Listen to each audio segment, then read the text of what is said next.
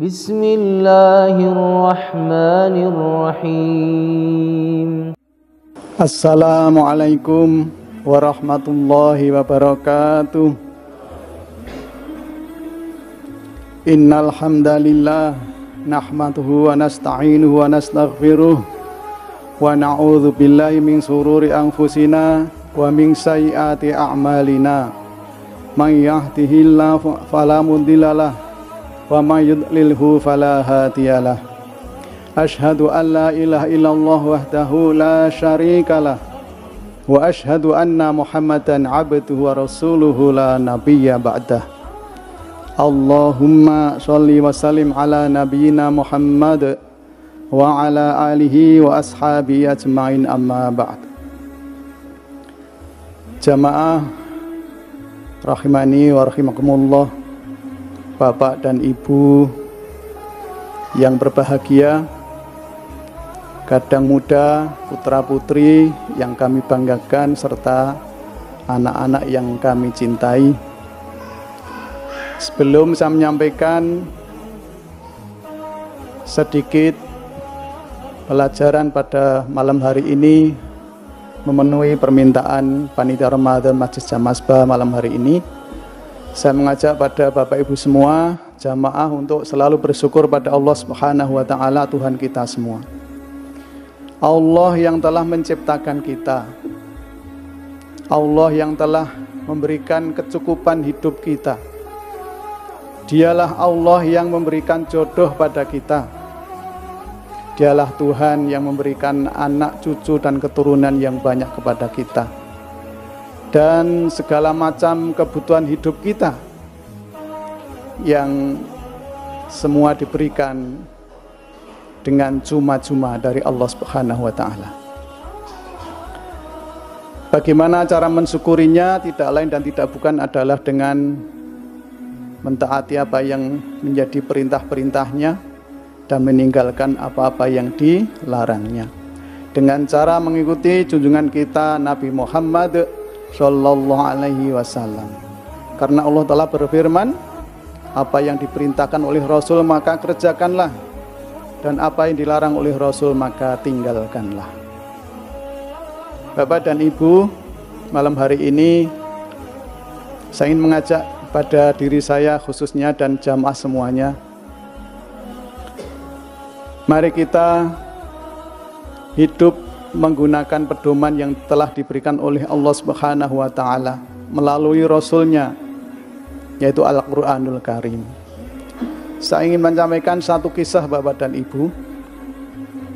Kisah ini terjadi pada abad ke-14, tepatnya pada tahun 1377 Hijriah awalnya. Kalau sekarang sudah 1444, jadi sudah sekitar 80 tahun yang lalu. Ini terjadi di daerah Buraidah, kota Al-Qasim di Arab Saudi. Pada tahun itu kan masih baru negara Arab Saudi, bahkan kalau kita belum merdeka. Rajanya waktu itu masih Raja Saud, maka namanya kerajaannya kan Saudi Arabia. Hiduplah di daerah utara kota Buraidah Al-Qasim itu satu keluarga. Zaman dulu masih miskin Arab itu, sebagaimana negara-negara yang lain pada waktu itu. Ada satu keluarga yang mempunyai beberapa anak, seorang ayah, seorang ibu, beberapa anak kecil-kecil. Kondisinya masih miskin, di sana adalah daerah pertanian. Lalu menyebar wabah penyakit cacar waktu itu. Qadarullah, salah satu dari anak kedua ayah ibu ini menderita sakit menjadi buta karena cacar itu. Sementara teman-teman atau saudaranya alhamdulillah sehat dan selamat. Alkisah anak ini hidup sebagaimana anak yang lain, cuma karena dia buta, maka ketika kemana-mana dia mengandalkan indera pendengarannya. Kalau bermain dengan saudaranya kejar-kejaran, dia jatuh, lalu bangun lagi mengejar suaranya kemana, nabrak pohon, nabrak benda, jatuh, dan seterusnya. ketika itu saudara-saudara tidak menolong, malah mentertawakan. Kemudian semakin hari orang tuanya merasa bahwa dia adalah menjadi beban keluarga karena tidak bisa membantu bekerja di ladangnya. Oleh karena itu, bagaimana orang tua ini ingin anaknya ini tidak menjadi beban baginya. Kebetulan waktu itu ada teman ayahnya ini pulang ke kampung itu karena dia berada di kota. Kemudian ayah ini matur pada saudaranya itu, pada temannya, saya punya anak begini-begini, bagaimana ya? Lalu disarankan oleh temannya itu, baik, kalau begitu anak ini silahkan dikirim saja ke kota Riyadh. Di sana itu kerajaan memberikan santunan kepada orang-orang yang membutuhkan, termasuk anak-anak yang buta seperti ini. Di sana disiapkan tempat tinggalnya, kemudian makanannya, kemudian pendidikannya. Letaknya di mana? Di masjid. Betul, setelah itu lalu orang tuanya bertekad, ini dititipkan kepada seorang ojek. Cara sekarang ini kan ada Grab dan sebagainya. Sana namanya ojek unta waktu itu. Orang ini membawa kayu dari kota itu, dari desa itu ke kota Riyadh. Nah, ini dititipkan. Sambil pesan orang tuanya, saya titip anak ini nanti berikan masjid begini. Oke, saya beri upah 2 rial. 2 rial kalau sekarang kira-kira ya 8.000.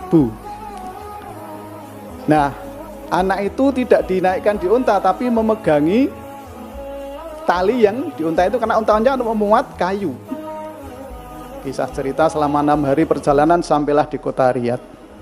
Anak ini sebelumnya menangis, meronta-meronta, tidak mau pergi. Karena bagaimana saya bisa hidup di sana, saya tidak kenal, saya tidak ngerti, padahal saya tidak bisa melihat apa-apa. Qadarullah sampai di sana, lalu ditempatkan di masjid, ditemui oleh orang di situ takmirnya, dan dirumat oleh mereka. Kisah singkatnya, lalu dia makin hari berteman dengan orang-orang baik. Kemudian setiap pagi dia setelah habis sholat subuh mengikuti halakoh, yaitu pengajian-pengajian nanti sampai siang. Sebelum duhur istirahat, sholat duhur, halakoh lagi, istirahat, dan seterusnya sampai nanti malam. Kemudian menghafal Al-Quran. Nah, ini yang kuncinya di sini, menghafal Al-Quran. Waktu itu anak itu berusia 13 tahun, kalau sekarang kira-kira anak mulai SMP lah begitu, kelas 1. Menghafal Al-Quran. Ternyata anak ini mengalami kemajuan yang lebih baik daripada anak-anak lain yang melihat. Sampai dia dibanggakan oleh gurunya untuk menyemangati anak-anak yang lain yang agak terlambat menghafal tadi. Wahai anak-anakku yang aku sayangi, contohlah anak ini. Dia mempunyai kekurangan, dia mempunyai keterbatasan, tetapi dia bisa menghafal, mempelajari lebih cepat. Semangatlah seperti dia. Maka tambah semangat anak ini, meskipun dikatakan dia buta, dia nggak tersinggung, tapi semangat. Wah, kalau begitu saya ini adalah orang yang ternyata mempunyai kelebihan dibanding dengan yang lain. Tambah motivasinya, sehingga dalam waktu tidak lebih dari 1 tahun dia sudah bisa menghafal Al-Quran. Berjalan itu lalu dipindahkan oleh gurunya, ikutkan pengajian halakoh guru besar, belajarlah ilmu, ada ilmu hadis, ada ilmu tafsir, ada fikih, usul fikih, lalu ada faraid dan seterusnya. Akhirnya dia bisa cepat belajar karena semangatnya yang semakin kuat. Dan memang dia mempunyai daya ingat yang lebih, Bapak dan Ibu. Inilah keadilan Allah. Jika seseorang itu punya kekurangan di satu hal, pasti punya kelebihan di hal yang lain. Dia kekurangan di dalam hal mata, tapi ingatannya lebih bagus, lebih kuat, sehingga dia bisa cepat belajar. Kemudian di waktu itu, di tahun berikutnya, negara Arab Saudi membuka perguruan tinggi fakultas syariah di Universitas Riyadh waktu itu. Dia menjadi mahasiswa yang angkatan pertama dengan teman-temannya. Dan akhirnya dia bisa menjadi lulus dan akhirnya menjadi pengajar, menjadi dosen. Bapak dan Ibu, setelah 3 tahun dia pulang ke rumah, minta izin pada teman-teman dan kantornya. Setelah sampai di rumah, Dia begitu disayangi oleh ayah ibunya dan saudara-saudaranya. Dia dihormati dengan santun, ditempatkan di tempat yang lebih mulia, tidak seperti dulu waktu dia belum berangkat. Dihina, diejek, dipermainkan, dipermalukan dan seterusnya. Kemudian setelah seminggu selesai, anak ini minta pamit lagi ke kota lagi. Oleh orang tuanya diharapkan tidak usah kembali, kamu jadi imam saja di rumah ini. Begitu pula dengan saudara-saudaranya. Tapi akhirnya setelah dibujuk, ibunya mengizinkan orang tuanya untuk kembali ke kota. Bapak dan ibu, berikutnya dia tidak hanya menjadi pengajar, tapi dia juga menjadi pebisnis. Bisnis tanah, bisnis properti, bisnis yang lain. Akhirnya menjadi orang yang kaya raya. Tapi orang yang hidup dengan Al-Quran tidak lupa dengan kekayaannya, dengan kedudukannya. Kekayaannya, ilmunya diberikan untuk orang lain. Nah, Bapak dan Ibu, yang ingin saya sampaikan di sini adalah ternyata Al-Quran, dia tadi kan hafal Al-Quran, mengimani, mengamalkan. Orang yang hafal Al-Quran, mengimani dan mengamalkan dan mau mengajarkan akan hidup mulia. Contoh tadi, dia menjadi seperti itu. Oke, mungkin Bapak dan Ibu bertanya, Pak, itu kan hidup mulianya di dunia, dia bisa jadi orang kaya, bisa jadi orang terkenal, bisa menjadi orang yang seperti itu kan hidup di dunia. Bagaimana dengan Al-Quran? Apakah orang yang hidup berdasarkan Al-Quran itu nanti bisa hidup bahagia juga di alam yang lain? Sebagaimana yang kita yakini bahwa setelah kita mati, suatu saat akan dibangkitkan oleh Allah, hidup di akhirat yang lebih kekal. Bapak dan Ibu, ingatlah satu hadis yang disampaikan oleh Rasulullah riwayat Muslim, bahwa Rasul pernah bersabda, bacalah Al-Quran, karena sesungguhnya dia akan datang di hari kiamat sebagai syafaat bagi pembacanya. Di dalam ilmu hadis ini diterjemahkan bahwa pembaca di sini ya membaca, tapi juga meyakini dan mengamalkannya. Kalau yang bersabda Rasul pasti benar adanya, karena Rasul tidak pernah berkata, berbuat, atau apa saja berdasarkan hawa nafsu, tapi atas bimbingan Allah Subhanahu wa Ta'ala, atas bimbingan wahyu dari Allah Subhanahu wa Ta'ala. Maka pasti benar hadis itu. Dan bukti yang lain Bapak dan Ibu, ini masih dalam kehidupan dunia, tapi ketika orang sudah mati, kalau tadi kan hidup. Di daerah Banjarnegara beberapa waktu yang lalu terjadi proyek pembuatan jalan. Maka di jalan itu menggusur beberapa kuburan. Nah, setelah kuburan itu digali, dipindahkan, ternyata ada beberapa jenazah itu yang masih utuh Bapak dan Ibu. Bahkan masih ada beberapa yang baunya harum padahal sudah berpuluh-puluh tahun dikubur di situ. Kisah cerita ketika ditanyakan warga di situ, keterangannya adalah begini Bapak dan Ibu. Memang di kampung daerah itu adalah banyak para penghafal Al-Quran. Itu kuncinya. Maka benar apa yang dikatakan oleh para ahli orang-orang yang mengetahui ini, bahwa barang siapa yang hafal Al-Quran maka jenazahnya tidak akan hancur di alam kubur. Ini salah satu contoh syafaat Al-Quran bagi orang yang membaca. Dan ini cocok dengan hadis yang disampaikan oleh Rasulullah. Barang siapa yang hidup dengan Al-Quran, dia menghafal, membaca, menghafal, menghayati, mengamalkan, maka Al-Quran itu akan menjadi penolongnya ketika mulai dari saat dia sakaratul maut, kemudian nanti di alam kubur, dan besok ketika menghadap Allah Subhanahu wa Ta'ala. Kisahnya ini hadisnya panjang, tapi intinya seperti itu. Ketika sakaratul maut, dia menolong orang itu supaya tidak sakit ketika sakaratul maut. Ketika di alam kubur, dia menolong, dimudahkan menjawab pertanyaan malaikat mungkar dan nakir. Dan ketika nanti di akhirat, Al-Quran akan menjadi cahaya pelita baginya dan menjadi syafaat penolong di hadapan Allah ketika dihisab semua amal perbuatannya. Dan nanti di surga Bapak dan Ibu, bacaan Al-Quran ini akan menjadi pembeda antara orang yang satu dengan yang lain, antar penduduk surga itu sendiri. Karena Rasul pernah bersabda, naiklah, bacalah, naiklah, bacalah, sesungguhnya posisimu atau tempatmu di terakhir di surga adalah di terakhir bacaan Al-Quran. Artinya apa? Bahwa semakin banyak orang baca Al-Quran akan semakin tingkatnya di surga. Bapak dan Ibu jangan bayangkan bahwa tingkat di surga itu seperti rumah tingkat di dunia ini atau seperti hotel di dunia ini, enggak. Satu tingkat dengan tingkat yang lain jaraknya bisa beribu-ribu tahun. Yang dimana semakin tinggi tingkat surga itu semakin lengkap fasilitasnya dan semakin nikmat rasanya dan semakin nyaman. Apatah lagi bagi orang yang berada di surga tertinggi bersama Rasulullah, itu surga Firdaus. Semoga kita semua nanti bisa bersama Rasulullah di sana. Amin ya rabbal alamin. Bapak dan Ibu, ajaan saya khususnya pada diri saya sendiri, mari kita selalu berpedoman pada satu kitab yang sudah diturunkan oleh Allah untuk kita. Al-Quran itu dari zat yang maha mulia diturunkan pada melalui orang yang mulia untuk umat yang akan dimuliakan hidupnya di dunia sampai di akhirat.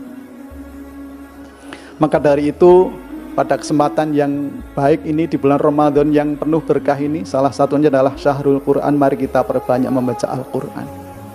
Kemudian setelah itu kita selalu mengaji Al-Quran.